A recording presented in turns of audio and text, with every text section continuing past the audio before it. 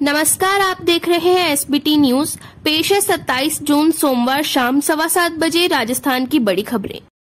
जून के अंतिम सप्ताह में भी उदयपुर में गर्मी कम नहीं हो रही है। मॉनसून आने में देरी होने और प्री मॉनसून बरसातें नहीं होने से उदयपुर का हाल बेहाल हो गया है। जून के अंतिम सप्ताह में उदयपुर का तापमान आमतौर पर 35 डिग्री के आसपास रहता है, मगर इस बार यह 40 डिग्री के पार हो गया है। रविवार को उदयपुर का तापमान 43.4 डिग्री पर पहुंच गया। वहीं सोमवार की सुबह भी काफी गर्म रही। सुबह का न्यूनतम तापमान भी बढ़कर 28.6 डिग्री पर पहुंच गया। राजस्थान में भीषण गर्मी से लोगों को राहत मिलने की संभावना है। अगले 24 घंटे में प्रदेश में एक बार फिर बारिश का दौर शुरू होगा। बरसात से तापमान में 3 डिग्री तक गिरावट हो सकती है। इधर रविवार को राज्य के 33 जिलों में तापमान 40 डिग्री सेल्सियस से ज्यादा रिकॉर्ड किया गया। मौसम विशेषज्ञों के अनुसार अगले 24 घंटे में प्रदेश के उदयपुर और कोटा संभाग में प्री मॉनसून बारिश का दौर शुरू हो जाएगा, जो धीरे धीरे दूसरे संभाग में भी आगे बढ़ेगा। चित्तौड़ दुर्ग को देखने यहां देश विदेश से कई पर्यटक आते हैं। राज्य सरकार की ओर से पर्यटन को इंडस्ट्री का दर्जा देने की घोषणा पर पर्यटन विभाग ने काम तेज कर दिया है। इसी साल फरवरी में घोषणा हुई थी। अब होटल्स को टैरिफ के हिसाब से बिजली बिलों का भुगतान करने की प्रक्रिया शुरू हो गई है। अब तक चित्तौड़ में 3 जनों को एंटाइटलमेंट सर्टिफिकेट दे दिया गया है, जबकि एक होटल का एप्लीकेशन रिजेक्ट भी हुआ है। लहसुन की बाजार हस्तक्षेप योजना में खरीद की घोषणा के बाद भी अभी तक राज्य सरकार की तरफ से कोटा संभाग में सरकारी खरीद केंद्र शुरू नहीं किए गए। इसके विरोध में एक तरफ जहां किसान अब दोबारा सड़कों पर उतरने की तैयारी कर रहे हैं, वहीं भाजपा किसान मोर्चा भी एक्टिव हो गया है। मोर्चा ने सोमवार को संभागीय आयुक्त कार्यालय के बाहर धरना दिया। इस दौरान भाजपा मोर्चा से जुड़े कई कार्यकर्ता धरने पर बैठे। विधायक हीरालाल नागर ने भी धरने में संबोधित किया। किसानों का कहना है कि खरीद के अभाव लहसुन सड़ने लगा है।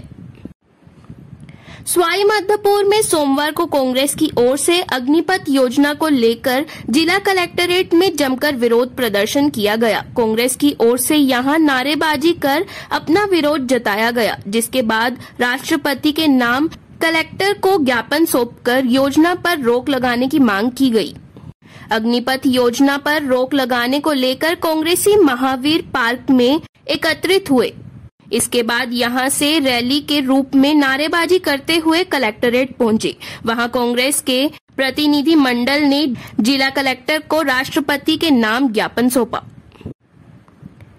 दौसा जिले की कोतवाली थाना पुलिस ने अंतर्राज्यीय एटीएम ठगी गैंग का पर्दाफाश करते हुए 4 आरोपियों को गिरफ्तार किया है। गिरफ्तार सभी आरोपी उत्तर प्रदेश के बुलंदशहर जिले के रहने वाले हैं, जिन्होंने 3 दिन पहले ही जयपुर व नोएडा में ठगी की वारदातों को अंजाम दिया था। आरोपियों के पास से पुलिस ने 1.10 लाख रुपए नगद, 84 ATM card, ATM swipe machine व कार बरामद की है। आरोपियों ने दिल्ली, हरियाणा, पंजाब, राजस्थान व यूपी सहित कई राज्यों में ठगी की वारदातें करना स्वीकार किया है। रेगिस्तान में लोगों को दुबई का एहसास कराने वाला सम इलाका आज पानी के लिए तरस रहा है। जैसलमेर का यह मुख्य टूरिस्ट डेस्टिनेशन है। लाखों सैलानी यहां घूमने आते हैं। इसके बाद भी महंगे दामों में टैंकर मंगवाकर पानी की आपूर्ति करवाते हैं। प्रशासन को जानकारी होने पर भी पानी नहीं दिया जा रहा। दरअसल जैसलमेर से करीब 42 किमी दूर सम सैंड ड्यून्स का इलाका है। यह बरसों से लाखों सैलानियों को जैसलमेर की सभ्यता, लोक कला व संस्कृति, camel safari, Rajasthani food culture आदि से रूबरू करवाता आया है। सम के इन रेतीलो टीलों पर बने 120 रिसोर्ट में पानी के लिए सरकार ने कोई योजना नहीं बनाई है। आज भी ये रिसोर्ट वाले पानी के टैंकर से लाखों सैलानियों की हर साल प्यास बुझाते हैं। नागौर के श्रम विभाग में एक के बाद एक करके रोज नए भ्रष्टाचार के मामले सामने आ रहे हैं। श्रमिक पंजीकरण व मृत्यु सहायता योजना में फर्जी दस्तावेजों के आधार पर सरकार के लाखों रुपए लूटने के बाद अब प्रसूति सहायक योजना में नया फर्जीवाड़ा सामने आया है, जिसमें अधिकारियों ने पंजीकृत श्रमिक परिवार की महिलाओं के तीसरे व चौथे बच्चे होने पर भी प्रसूति सहायता योजना के तहत 20-20 हजार रुपए स्वीकृत कर दिए, जबकि नियमानुसार 2 बच्चों तक ही यह सहायता राशि दी जाती है। जयपुर में एक फैशन शो के दौरान लोग तब हैरान रह गए जब मंत्री बीडी कल्ला की पत्नी रैंप पर उतरी। उन्होंने प्रोफेशनल मॉडल्स के साथ रैंप वॉक की। इस दौरान वो लाल रंग की साड़ी में नजर आई। मौका था जवाहर कला केंद्र में हुए नवेश रीति के आखिरी दिन, जिसमें बुनकर के प्रोडक्ट्स को प्रमोट किया गया। इस मौके पर फैशन शो का आयोजन किया गया, जिसमें प्रतिभागियों ने रजवाड़ी कोटा डोरिया साड़ियां पहनकर हिस्सा लिया। समापन समारोह में कैबिनेट मंत्री बीडी कल्ला मुख्य अतिथि थे। राजस्थान प्रदूषण से जूझते शहरों के लिए राजस्थान सरकार की सीएनजी नीति संजीवनी साबित होगी।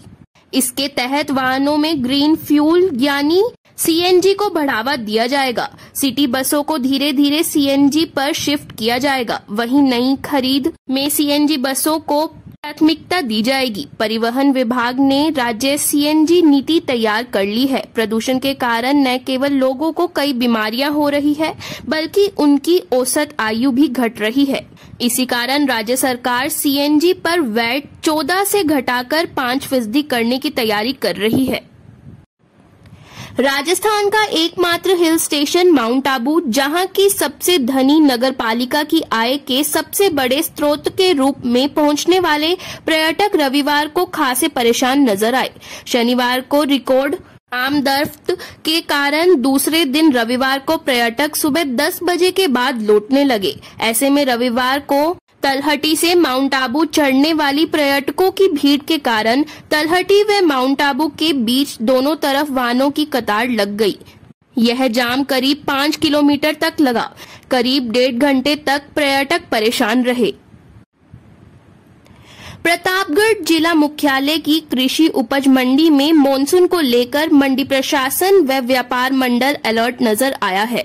व्यापारियों ने कहा, काश्तकार हमारे हितैषी हैं, उनकी मेहनत किसी प्रकार से बर्बाद नहीं हो, इसको लेकर हम भी प्रयास कर रहे हैं। जो किसान हमारे संपर्क में हैं, उन्हें मंडी में मॉनसून को देखते हुए अपने माल को सुरक्षित और छोटे किसानों को माल नहीं लाने की सलाह दे रहे हैं। यहाँ मध्य प्रदेश के काश्तकार भी बड़ी संख्या में अपनी उपज को बेचने के लिए पहुँचते हैं।